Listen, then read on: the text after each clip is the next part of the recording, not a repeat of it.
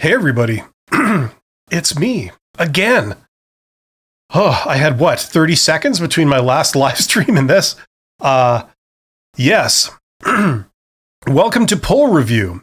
So this is the stream where we review the polls, the text polls that I put out on my YouTube channel every day. I ask a different question every day and people get to vote on the answer. And the reason I put these out is because I try to get people thinking about some of these topics in the context of getting a job or your career in general. I think these are important things that people need to think about. A lot of people haven't thought about them as much as they might, or they probably should. So we are going to go over those right now. Let's see if I can get this thing working here. Here we go. And if I can, what's the keyboard shortcut to get rid of your favorites bar? No, that didn't work. Try this again. There we go. Yeah, Control-Shift-B. There we go. Now we know. Okay, so this was the question I put out. Let's start from oldest to newest. How about that? So 7 days ago, I put out this question. Can you answer every job interview question in the STAR format? Now, the winner, of course, was the last option here.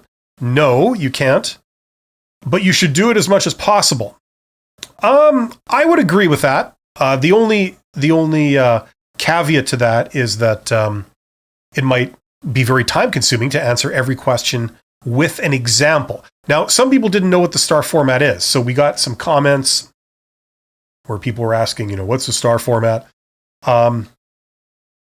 In the context of answering job interview questions, STAR format stands for situation, task, action, result. It's basically if you give an example to back up your answer. So if they ask you something like, I don't know, have you ever had to deal with an awkward coworker? What did you do? Something like that. And the answer to that question is you're going to say, yes, I have had to do that. I know what to do. But what they're looking for is they're looking for a story. A specific story from your past, and everyone's going to have a unique story, right? Because should be something that happened to you. And STAR, S-T-A-R, is simply just a format in which you can tell the story in a very compact way. It has all the essential elements, and it prevents your story from rambling on for 10 minutes. Okay? So situation, task, action, result. Okay? Now the question is, should you answer every question that they ask you in a job interview, giving an example in this format? And that was what I was putting out here. And it's not possible to answer every question in this format because not every question is a story from your past. However, it is a good thing to do to back up anything you say. So if it's something that's very important and they would want some embellishing detail, yes, you should. So that's the poll results that you guys said. 1,600 people voted on that. And if you don't know what the STAR format is, you should probably learn. I've got videos on that. Other people have videos. Very useful thing to know. Okay, next poll. This was from 6 days ago. Job interviews are really about, and then I gave some options here, your knowledge, your capabilities, how much you will want to be there, and the two answers that everybody voted for, which were how much value can you bring and how well you will fit in. Now, this is interesting because all of these answers are valid to a point, okay? Job interviews, one of the things that they're going to be probing for is certainly your knowledge, okay? Do you understand this business that you're in? Do you understand the role, okay? If you've had experience in that role, surely you will know what to do, and we're going to test that. Okay, for all we know, everything on your resume could be a lie, right? So we just want to see a little bit of demonstrated evidence that you do know your stuff when you get to the job interview, okay? Your capabilities, obviously that's important. Now, these two are not the same thing. You could know things, but it doesn't really enable you to do a lot of practical work, okay? What problems can you solve? Some people have a lot of knowledge, but they're really coming up short with this.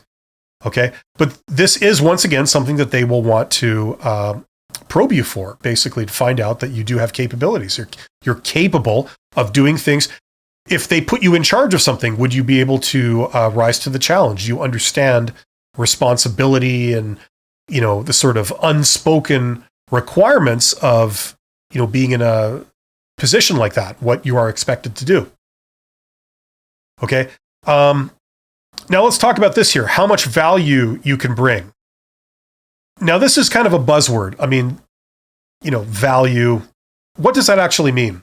Does that mean how well you can do your job? Does that mean like over and above just doing the default thing in your job? Can you add value in other ways beyond the bare minimum for this role? Perhaps you have skills and talents in slightly different areas that you can sort of parachute into your role, and it will allow you to get new efficiencies or new capabilities, something like that. Okay. So, maybe that's what this means, but I don't like phrasing it this way because this kind of abstracts specifically, like value can mean almost anything, right? How well you fit in. Now, if you had asked me what's the one right answer to this, I would have said this one here. How well you fit in. Okay, this is certainly important. Technically, most people voted for it. You could be super talented, super capable. You could bring a lot to the role, but if you don't fit, that may cause some issues. Not necessarily, but it might. For example, communication between you and other people might be an issue. Collaboration between you and other people around you might be a problem. Okay, so fitting in is good. It's not the be all end all that a lot of employers think it is. Okay.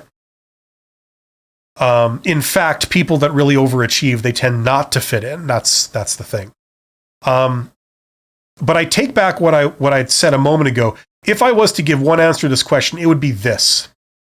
Okay. Your job application and your resume, those are going to basically give this, your knowledge and capabilities and maybe the value you can bring. Okay.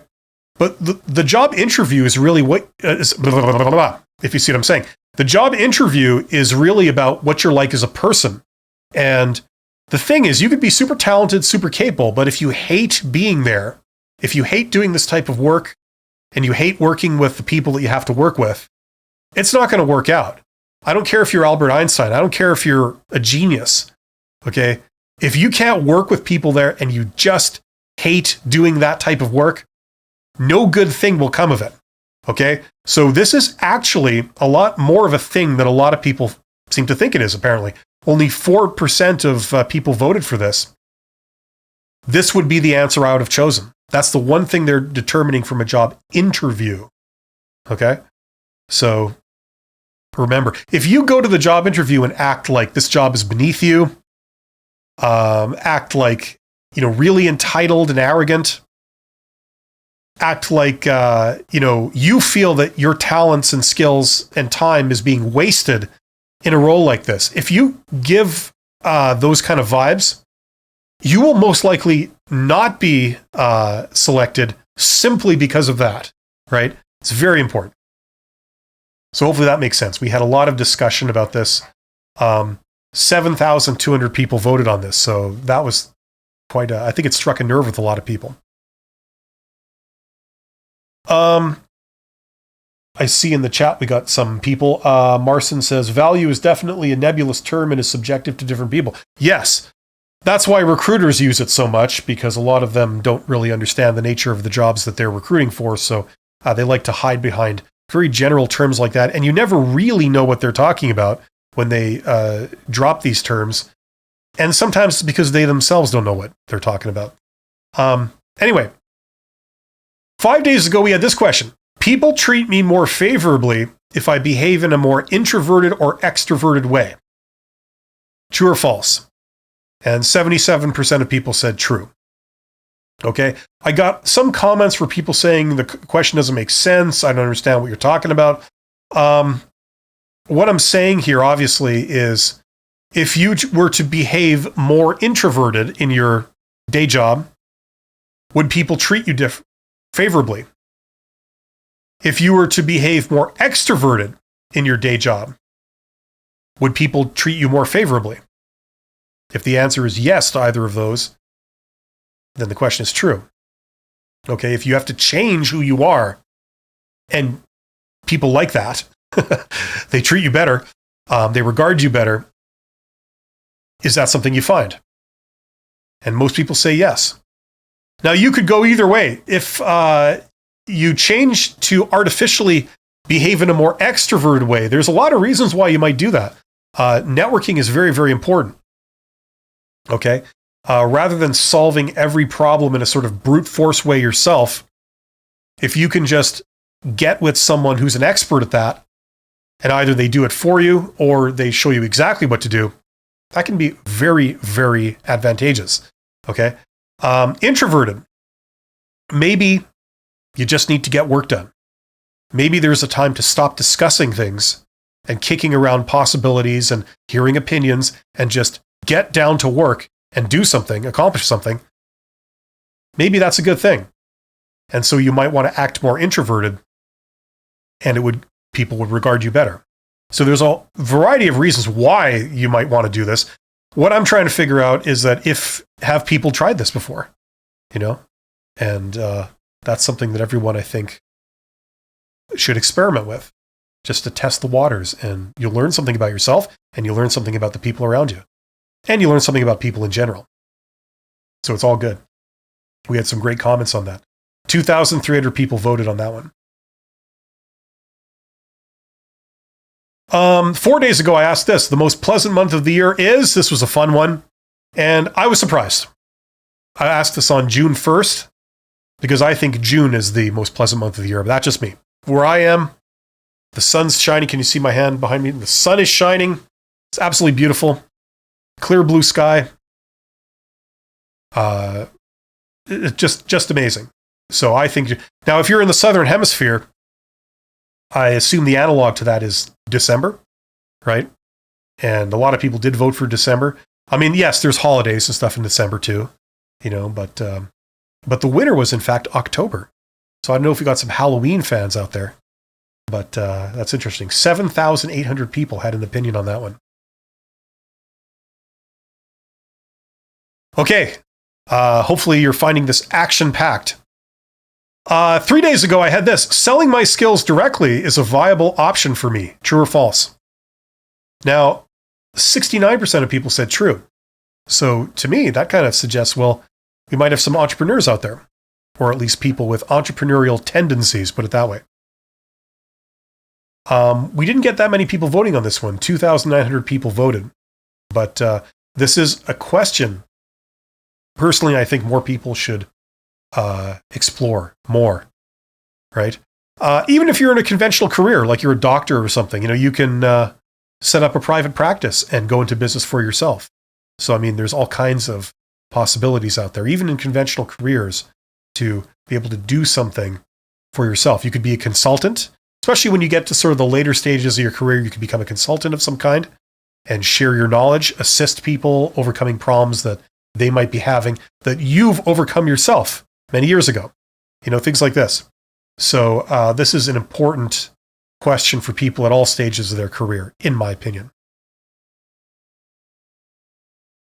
Okay, here we go. This was one that some people had some opinions on. 2 days ago, I asked, should recruiters give points for being ingratiating? Now, this was a Saturday I asked this. On Saturdays, I try to do like a fun one of these, a little bit of humor. I got a lot of comments. A lot of people got upset because they didn't know what the word ingratiating meant. You can Google it, and I Googled it just to see what it said. The definition in Google was not actually very good. Ingratiating means you're trying to suck up to somebody. So you're trying to make them like you, but not in a sort of forthright, above board kind of way. Instead, you're trying to make people like you in a very slimy, underhanded kind of way. Okay?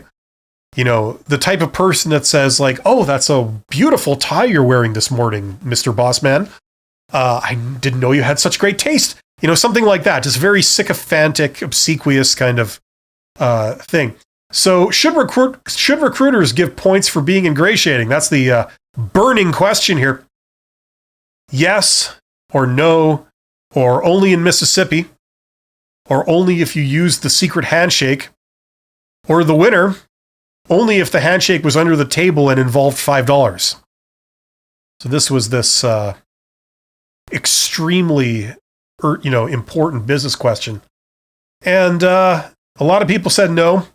Okay, yep. I mean, it's kind of a joke, so yeah, I think it's self-evident, but some people are like that. So there you go. Take that for what it is. And finally, yesterday I asked this question. When it comes to leadership style, this works best. You got two options. One, I adapt to each new situation by continually changing my style. Okay, so you have no style. You change your style all the time. Okay, or option B, branding matters. I do one thing, and that's what I'm known for. Now, both of these are true to a degree. If I had to choose, I would say the first one more. If I could only choose one answer, I would choose this one. And 87% of you guys did. So that's good. You can't walk into any possible situation, and if you're in charge, you direct things the same way. Sometimes you're going to need a very autocratic style, like almost like a military type style. Usually that's for situations there's a lot of chaos, a lot of disorder. People don't know what they're doing. People are confused about, what's the best way forward? What should we be doing? Usually that's the best sort of leadership style in those situations. Okay. However, if you're walking into a situation where people are pretty much, they've got everything down, they know what they're doing. It's just a matter of lather, rinse, repeat, right? It's the same thing over and over again. Things are going well, right? You obviously don't want to walk into it with a very autocratic leadership style. You want to walk into it with more of a participative leadership style where you involve your subordinates in the decisions. Maybe you've got a lot of highly talented people that are on their A game and they're doing a great job. You want to involve them in some of the decisions. You also want to prioritize keeping them happy. That's a very high priority. So people appreciate that. You can have a very delegative leadership style. You can delegate a lot of things. Okay. If there's a lot of little niggling sort of issues, you don't want to bottleneck through you. That's not in everyone's best interest. So you can delegate a lot of that. Okay. Especially if you have responsible people that are talented and they know what they're doing. Okay. But this is also a thing. Okay. Part of being, getting a job in management also sometimes, not all the time, but sometimes it's based on what type of manager are you? Do you specialize in succeeding in a particular type of situation? For example, in my line of work, there's some people that specialize in turning around distressed businesses. That's all they do. Other people excel more at growth opportunities. So, you're getting into a business for the first time and there isn't an established operation. You're going to create one, right? Some people have strengths in that area, and that requires a certain leadership style where you're very independent. You don't delegate things. You don't do decision by committee all the time. You sort of have a very clear vision, and you put things in place where you're the driving force on it. So this is a thing too. Okay, so if you have ambitions of being a manager or having a career in management or building business operations and fixing business operations, things like this, managing teams or certain types of teams like cross-functional teams, if you want to specialize in management in situations where it's highly political, highly politicized, or very complex interpersonal relationships. Maybe there's a partnership with another company, and that company is your partner, but in another area, they're also your competitor, right? Very complex relationships there. Maybe you specialize in that. So branding yourself as being someone who solves a particular problem in a certain type of management, that is definitely a thing. So this is something that if you have ambitions to be a manager or to, climb the ladder, these are definitely things that I think you should be thinking about. And that comes to the end of the poll review. But I want to do something today that I've never done before. And I've always been hesitant to do this because it could totally backfire for me. But I'm just going to do it. This is like my continued journey into the world of YouTube. Most executives don't go on YouTube. It's regarded as amateur. It's regarded as cheap. It's regarded as you're going to damage your reputation. And it's also regarded as a place where you could easily put your foot in your mouth and commit career suicide. I'm in a slightly special situation in that I'm a former CEO. I'm never going back, as I've said a few times. So I have no bridges to burn. And for that reason, I'm on YouTube in the first place. Otherwise, I would not be. But something I've talked about a lot is my reaction to a lot of posts that I see or headlines in the business world. And I wanted to react to a few of those live and see how it goes. I see in the chat we've got Abdullah says, I want to thank you, sir, for everything you've done. Thanks for your continuity in making videos. Thanks for all your tips. Respect. Thank you very much, Abdullah. It's very kind of you to say so. And thank you so much for being here. I'm just going to get my other screen back here. That's it's flattering that you show up, and all you guys that are here. It's really gratifying. And we're going to get into this. So here, let's do this. So for want of a starting point, I've never done this before, but let's just see. So there is a group that I'm in on LinkedIn. I mean, I don't really go in the groups, really. But I'm just going to, they have a feed, and in the feed, they got all kinds of things going on. Let's react to some of these. I'm giving you the real lowdown here. Normally you never get to hear, at least when I was like sort of lower down in big organizations, you never get to hear executives and stuff keeping it real. You really don't, they're very guarded, and there's definitely a reason for that. When you're the boss, there's just some things you just can't be honest about. That's just how it goes. Sometimes you'd really like to, but you just can't. And other times it's just risky for you to open your mouth and start spouting off about your opinions on everything. And because no matter what you say, someone is going to disagree with you. So I've resisted doing this, but I'm breaking down those walls bit by bit over the years. And here's my next step. So what do we got here? 91% of employees agreed that better time management would reduce stress at work. Sure.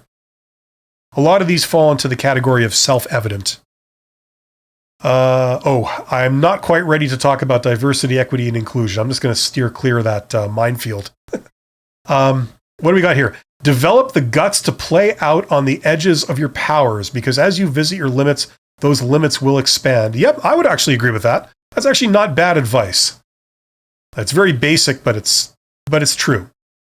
If you never try to do anything different, it really limits you in your capabilities.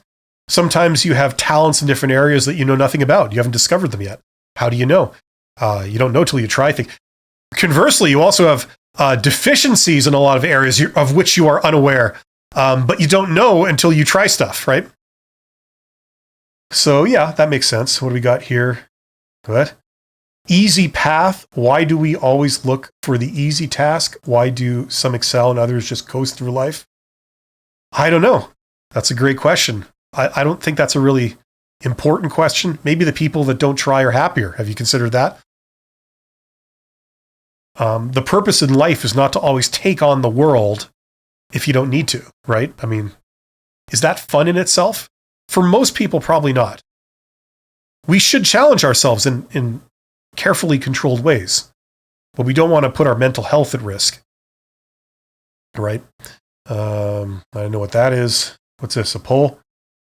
Do you accept connection requests from people you don't know? Yes, I love growing my network. Yeah, it also decreases the value of your network because it's not really your network. Just like me, by the way, this is my personal LinkedIn account. I don't really accept connections from people I don't know. So don't send me a connection request just arbitrarily on this. I'm not really on here very much anyway, so it doesn't really matter.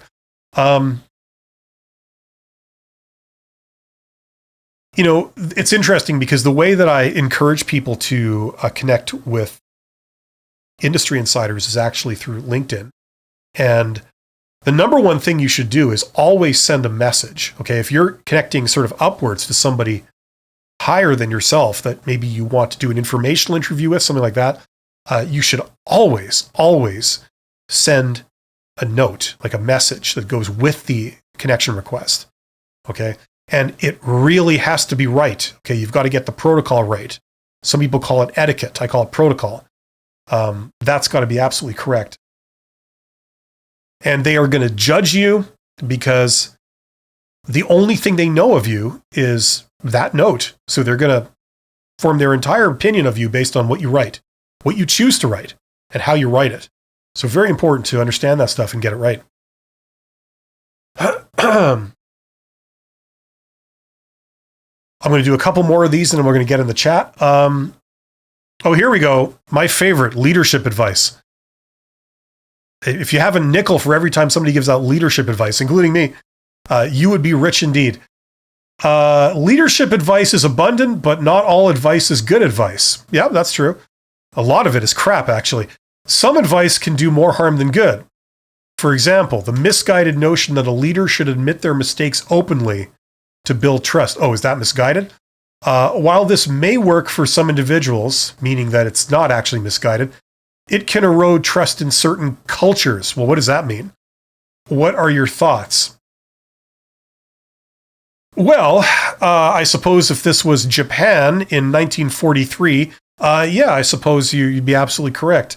But I think in most situations, if you've screwed up royally and you're the boss, the ability to be able to admit to people that you did make a mistake is a good thing. Obviously, it depends on how you do it. But if you're the type of person that cannot admit when they're wrong, and they cannot concede this to your team, or I don't want to say followers, but your team, and you can't do it publicly, that raises serious red flags about you as a person. That's what I'll say. So I pretty much disagree with this. And here's the token bit of intriguing eye candy to grab your attention, and then you want to read this more closely. That's the psychology of this whole thing. And then people replied to it. I love leadership. Leadership is apparently anything you want it to be. That's what, when you read this kind of stuff, that's what you walk away with. It's anything we want. A lot of people don't understand what leadership is. They confuse it with some kind of inspirational thing, right? Leadership can be, leadership is basically influencing, okay? If you're the boss, you want your subordinates to behave the way you want them to behave. And your ability to get them to behave the way you want them to behave is called leadership, right? So if you want people to show up to work on time, you don't want people to goof around at work, you want people to be enthusiastic about their job, et cetera, et cetera, et cetera. You want people to want to do a good job.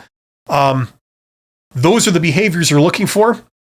The ability to get those behaviors in your subordinates is what's called leadership, right? It's one of the 4 management functions. So if you're a manager, you're put in charge of a team, okay? And part of being in that role is to influence your team, to get them all doing the right things. That's what leadership is. Now, as anyone knows, if you're in a soldier in war, your general is a leader, right? How inspirational are a lot of generals? Some of them might be, but most of them aren't. It's a matter of getting people to behave the way you would have them behave, namely, not run away, not desert, and if you're ordered to fight, you fight, kind of thing, right? How do you get that behavior? It's usually based on punishments for failing to comply. So this idea that, leadership is all about inspiration and good feelings all the time, is BS, right? That's definitely a part of it. We would like to do it that way as much as possible, but the reality is that you just can't do it that way all the time. A lot of you guys have had crappy jobs, and you know what I'm talking about. The job is just uninspirational, and you're not going to do it because your boss inspired you. You're going to be doing it because of other reasons. Like, for example, mainly they pay you, right? Or they maybe give you some prizes, little rewards, like you get to go home early one day, or you get a bonus, or you get extra vacation day, or whatever, right? But it's not all about inspiration. Okay, let me put it that way. I will do one more. What's this? As leaders, we need to carefully consider what drives those we lead. Yeah, up to a point. A friend admitted oh, it's a story. We got to read a whole story. No, I don't feel like reading a story. The biggest mistake you can make early in your career is inaction. With inaction and the mistakes of failures it generates, you gain invaluable learning feedback and experience that may hurt in the short term, but has potential to pay big dividends later down the road. Yes. Yes. So in other words, go out and do something. That's pretty deep. And I like how a lot of people jump in. Embracing mistakes as opportunities to learn is key to career development. Inaction and apathy often go hand in hand. Yeah, well, it doesn't take a genius to know that if you are uninterested, you tend to not do it, right? So we're really breaking some serious ground here. I think we've fallen into the intellectual deep end, and we're both going under. Let's get back in the chat. Some of you guys are saying some stuff, so let's get down to it here. Nazar, if I'm saying that right, says, "Hi, Bill. Regarding a CV, I have two versions. One is a single-page CV." Okay, so this is a question about this stuff. Okay. Sure, I'll take a couple of questions about this. Normally, I don't take these kind of questions. I have a Q&A live stream coming up in half an hour where it's all this stuff. But let's just answer this. So two versions of a CV or resume. One is a single-page CV, more appealing but doesn't cover anything. Another contains 4 pages, plain text. What version do you think is better? Well, the one-page version. If you're sending it to a human, one-page version. No one's going to read a 4-page CV unless you're at like the executive level. And I mean, nobody sends, in my experience, nobody sends a 4-page CV. It's too long. It's too long. I mean, usually, even if you send a 1-page CV, their resume, they're not going to read the whole thing. They're going to skim. They're going to say, okay, you did this, you did that, you did that, you got this. Okay, there you go. Right? So that's what they're doing. Now, if you're trying to get around applicant tracking software and stuff like that, I'm not the best person to ask. That's a continually evolving game of cat and mouse. It used to involve keywords and there were some hacks to it, but it's evolved light years since then. I just wouldn't put in for jobs that require that. It's completely unnecessary in this day and age to have to do that. There are a lot more promising methods of getting a job. So under all circumstances, I would say ditch the 4-page CV. That would be my gut feeling. Without having seen it, that would be my gut feeling. Nazar says, all the tips from your videos have been very helpful and interesting to your people. Well, thank you very much, Nazar. Hopefully that was somewhat helpful.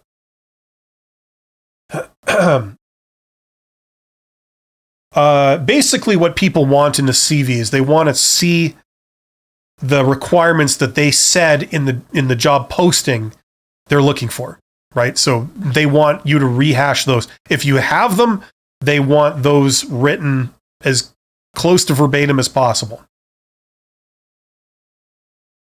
Like when people read it, they're not thinking, what do you have? Oh, you've got this. That's really cool. They're not thinking like that. They're thinking, okay, I need this, and this. Let's see what this person has. Okay, they got 1, they got 2, they got 3. I don't see the others. That's how they read your resume. Excuse me. Spearhead says, I have an interview in an hour and my heart is pumping like a turbo fan. Spearhead, don't worry about it. You're going to do awesome. Okay? The more interviews you do, the more comfortable you will feel, the more confident you will get. Okay? When everyone starts out, they feel terrible. Okay? The more you do, the better you feel, the better you do. And in the end, you come out on top. You do enough of these and you're a pro. Okay, so don't worry about it. Also, you don't come across as bad as you think you do. Okay, that's pretty much universally the case. So best of luck. Abdullah says, good luck. Drink some water, rearrange your thoughts, and breathe normally. It's going to be okay. Yes, I agree. Spearhead, yeah, I was over-prepared until yesterday night. I don't know what is going on with me today. Suddenly I'm nervous. Don't worry, Spearhead. This is absolutely normal. Okay, we're all human, and this is how humans behave. If you are not nervous at all, that's kind of a red flag. Okay, because normal people get nervous for these type of things. Abdullah says, sir, can you make videos about how AI might change or affect employees in this industry? Yeah, well, I think my live stream last week was on that very topic of ChatGPT and its effect. That was the title of it. So go back and review that from last week. If you go to my channel and look at past live streams, the one from last week was on that. And Karo Chan 86 says, what time is the next love with that kind of thing? What? Does not compute. Computer says no.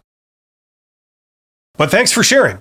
Anyway, that brings me to the end of poll review for this week. I actually have another live stream that's going to be starting in 20 minutes, which is the general Q&A. So anything related to careers or business or anything, you could ask me about how amazing my hair is and the exciting journey to get it to look like this. If that's what you're interested in, you have come to the right place. We can talk about that in great detail. So stick around for that. Otherwise, I will be back next week, same time with poll review. And you guys are awesome. Oh, one thing I wanted to mention was this is the latest video on my channel. I'm actually very proud of it. I think it was a very good video. It's not doing super well, not compared with what I was hoping it would do. But if you haven't seen that, check it out. It's a question I get constantly. You know, when you have to fill in your salary expectations in a job application, you have to handle it differently from when you're in a job interview. In a job interview, what you try and do is you try and not give a number. You don't want to pin yourself down. And if absolutely necessary, you want to give a wide range, okay, kind of low to high, where both numbers are kind of extreme, but still just within the realm of possibility, right? But you can't do that on a job application. If you're filling in an online form, they give you a field and you got to fill in a number and you can't skip the question. What do you do then? So that's what I answer in that video. So check it out if you're interested. People constantly ask me about how to handle that. And I finally did a video on it and not many people are watching it. So check that out. Okay, one last question. How to deal with an internal politics of the company? Oh, is that all? How to deal with it? Listen, try and get along with as many people as you can. You have no control over that stuff. Sometimes you just walk into a landmine, okay? I've been in that situation before.